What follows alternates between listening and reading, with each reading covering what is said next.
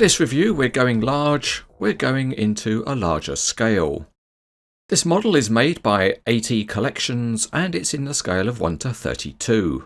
It's the Volvo L60H wheel loader with Michelin tyres. The box design is a little unusual because it's got a sealed flap, and when you lift the flap you can see the model inside. But now that the model's seen a bit of daylight it wants to come out, so let's get it out. First up we see that there's a bag containing a part and that's sellotaped to the top, and the rest of the packaging is two factory taped expanded polystyrene trays. So let's separate them and lift the model out, except the giant hand cranes can't shift it.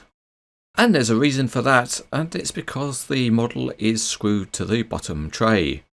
So that stops the model from moving around during shipping, and to set the model free we need to loosen up on two screws and then we can lift it out.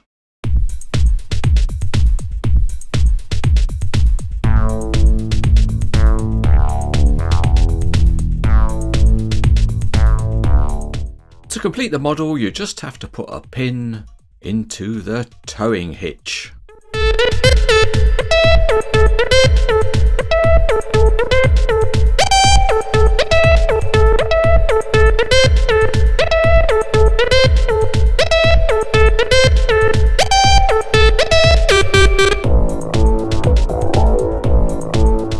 Starting underneath, and it all looks pretty good with the tyres having a nice tread pattern, and the transmission is fully detailed to both the front and rear axles. The only small point are the two fixing holes used for the packaging. At the back the counterweight is modelled very well with lights and small graphics, and the rear grille is great. It's got a nice see-through mesh and you can see a fan behind it. Up on top of the engine bay there's a nice exhaust and it has a hole in it. There's more very nice meshwork in the sides of the engine bay, and you can see right through it to the other side. The big wheels are nicely detailed, but a standout point of the model are the tyres with their accurate Michelin branding. Between the wheels there are plastic stairs with texturing, and there are highlighted handrails.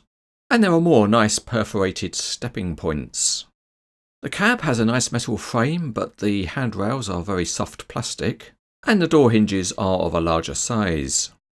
Looking inside the cab there are nice controls and a seat, and a nicely rendered non-slip floor. The wheel arches are plastic, which probably mirrors the real machine, and there are nice details such as a fire extinguisher and soft hydraulic hoses. There are small graphics on the bucket linkages, and the connections are painted and they're not obtrusive. The bucket is a fairly simple design with some wear plate detailing on the underside, but a nice touch is the tiny Volvo name in the casting.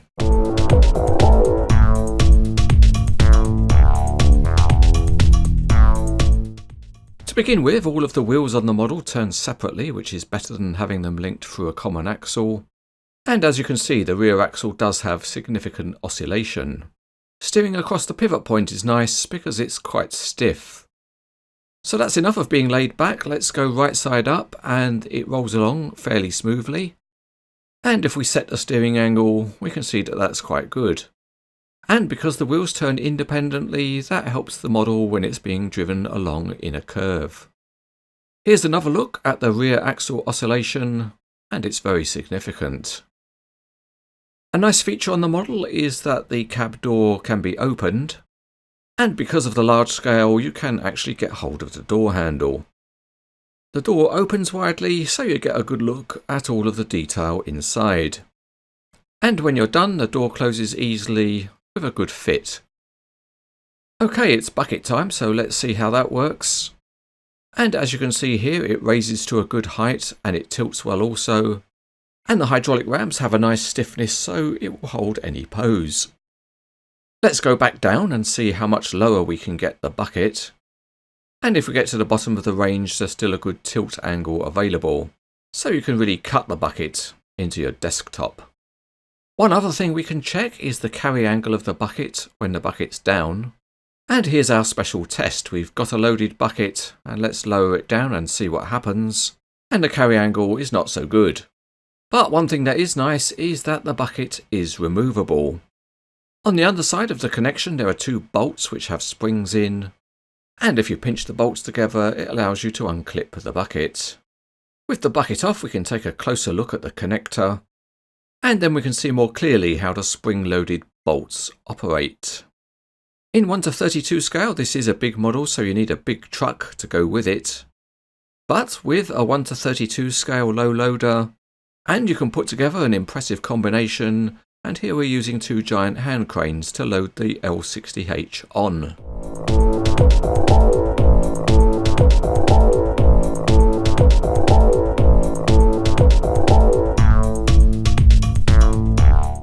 This is an impressive wheel loader model from AT Collections. It hits the sweet spot of very nice detailing with well executed functionality. AT Collections has made good use of the opportunity given by the larger scale, and overall this wheel loader's got enough going for it to be considered excellent.